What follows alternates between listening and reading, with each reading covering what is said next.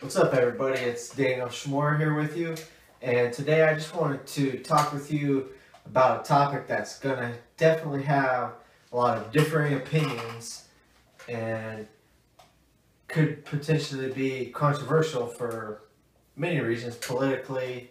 economically, and just in the fitness community. And that topic is on supplementation. So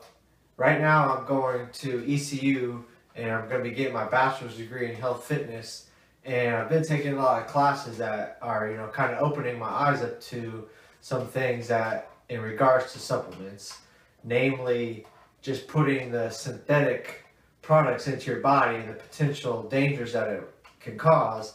and weighing that to the positive benefits. Now, I'm not saying that all supplementation is bad, because there are some cases medically where that it can be a good thing, such as when we get steroids or testosterone replacement, or maybe there's someone who is behind in growth and maybe needs protein supplementation or whatever pills that they would need to help them out. I'm mainly talking about for healthy people that are working out, that are taking things like the pre-workouts and the post-workouts and the creatine and all the different types of protein powders. I'm not specifically really talking about like steroids or HGH or any of those types of drugs, which obviously we know are going to give people a competitive advantage. What I'm talking more about is the whey proteins and those pre and post workouts and things of that nature. Now, a lot of the classes that I've been taking have had a lot of case studies where it's not really showing conclusive evidence that taking whey protein in large doses, or even in just the smaller doses of 30 to 40 grams at a time, is any more beneficial than just eating a well-balanced diet that has protein in it naturally from chicken or fish, tunas, milk, dairy products, nuts, whole grains, and from anything that will just give you a well-balanced and complete protein source, which is going to have all your amino acids and everything that you need, like the animal products. So through these classes, it's starting to open my eyes to this, that I don't think that I need to take any of these supplements. I have taken things such as creatine in the past, and I have tried pre and post workouts, and I've pretty regularly used whey protein powder. Now, like the pre and post workouts, I haven't had those in probably 6 months at least. And the whey protein powder I haven't had and going on 4 weeks now, just because of financial reasons and the prices that they cost, and taking that extra protein, it was just becoming too much of a financial burden. So I decided to stop taking that.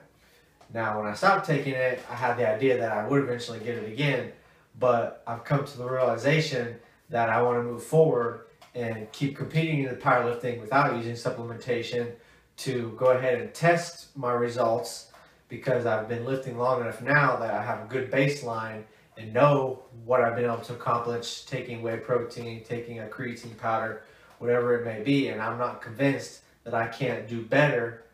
than just eating a well-balanced diet. Before, in the past, I wasn't drinking as much milk or maybe eating as much dairy products, and maybe eating as much as the complete protein sources from animals that I needed. So moving forward, I think that I'll actually come out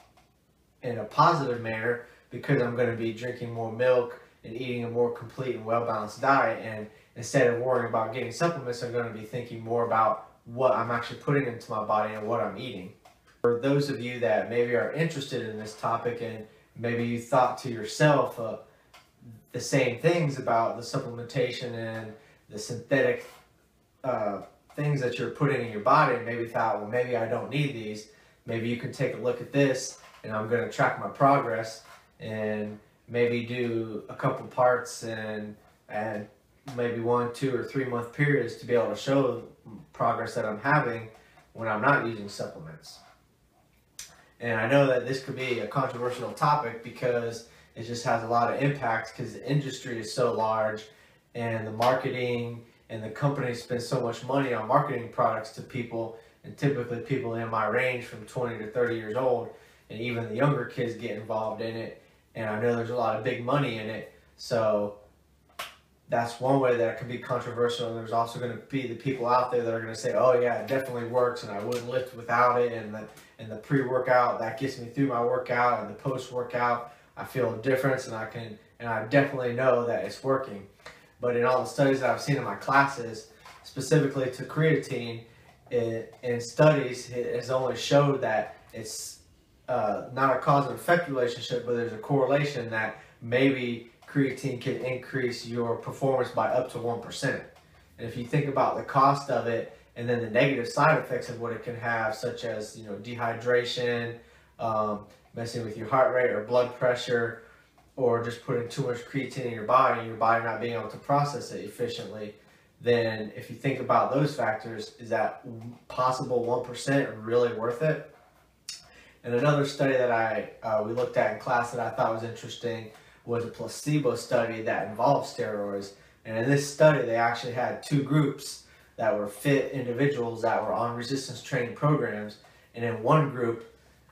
there was the control group that was not receiving any pills. And in the steroid placebo, they were given pills and told that it was steroids, but it was actually not steroids, it was just a placebo pill. And at the end of the study, the people that were actually told that they were given steroids, even though it wasn't steroids, actually had a 3 to 5% greater increase in strength and fitness than the people that were just working out regularly. So it had that placebo effect. Just by thinking they were taking a supplement, they thought that it was helping them, and it helped them to get stronger. So there's also that side, the mental aspect to it, and the placebo effect, that people might be relying on supplementation thinking that it's helping them when it really might not be, and it could just be themselves pushing themselves a little harder because they think the supplements are working, or whatever the case may be in that scenario.